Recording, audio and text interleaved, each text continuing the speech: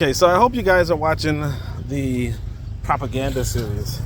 Propaganda is probably the most important thing in our lives. In fact, I'm kind of struggling with right now, like I'm programming video games, right?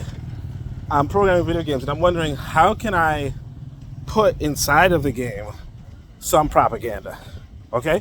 Because that's really, like really, if we're not doing propaganda, if we're not active in propaganda, we're not going to win.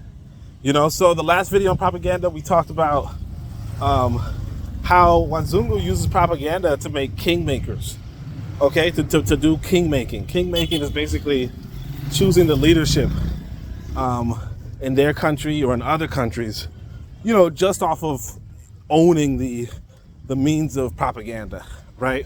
So not the means of production, but the means of intellectual production. So, you know, that said, I think that's what like I want to do, and so I want you guys to check out that series because I'm reading through the book, right? I'm reading through the book, so I want you guys to check that out. But like, long story, propaganda is so important for us, and I think there's actually a lesson here inside of Tanzania. So there's this guy. I don't know if I should use his name, but I guess I will. Right? His name is Azam. Right? If I'm not mistaken, the guy's Arab. I'm not sure.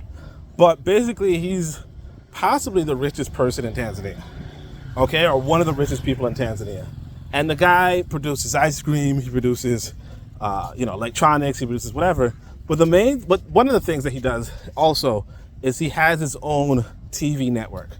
Okay? And the TV network, what it does is that it gives you a bunch of, like licensed channels like BBC, CBeebies, which is like BBC's for kids, right? CBB is BBC backwards, right? You have like MSNBC, Fox, BET, all those other channels, right? In the big package. Africa Movie Channel, Nigeria Movie Channel, or whatever. But you also have like Turkish Movie Channel, whatever.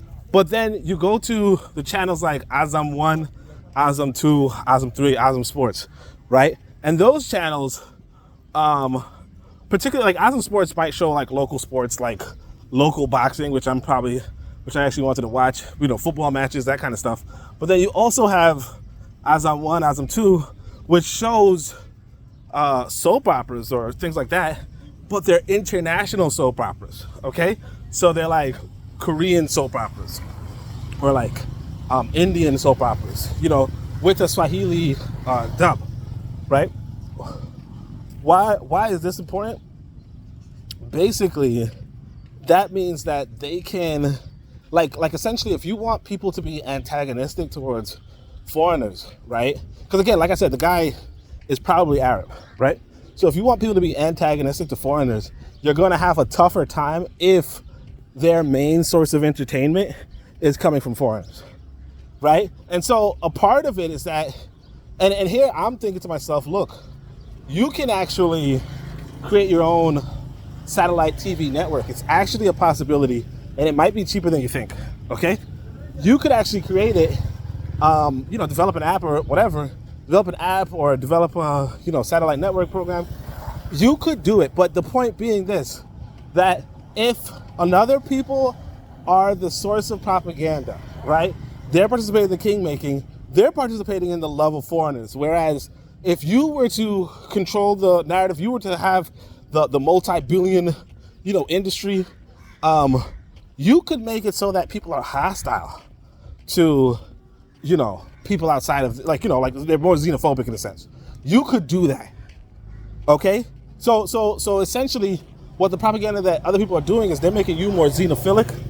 You could make people more xenophobic, and it's easier than you think. So, like I said, I think we have to start looking into this whole propaganda and how we could integrate, the control of propaganda into our MO, into our form of protest or our form of activism or our form of creation or creativity. Whatever it is that we're trying to accomplish, we have to start looking into how we can implement that change, because again, other people are doing it and they're probably not, and sometimes you might not even say they're malicious. They're just showing you, a good Korean soap opera. That's cool. But there's the undertone, right? that maybe not even intentional on their part, because again, it could just be a good Korean soap opera, but there's an undertone that says, well, you know what? I actually like Korean people, right? I actually like Indian people. I actually like Arabs. You know, that's what you'll start saying or seeing when you start humanizing and engaging in that kind of propaganda. I want to go to America.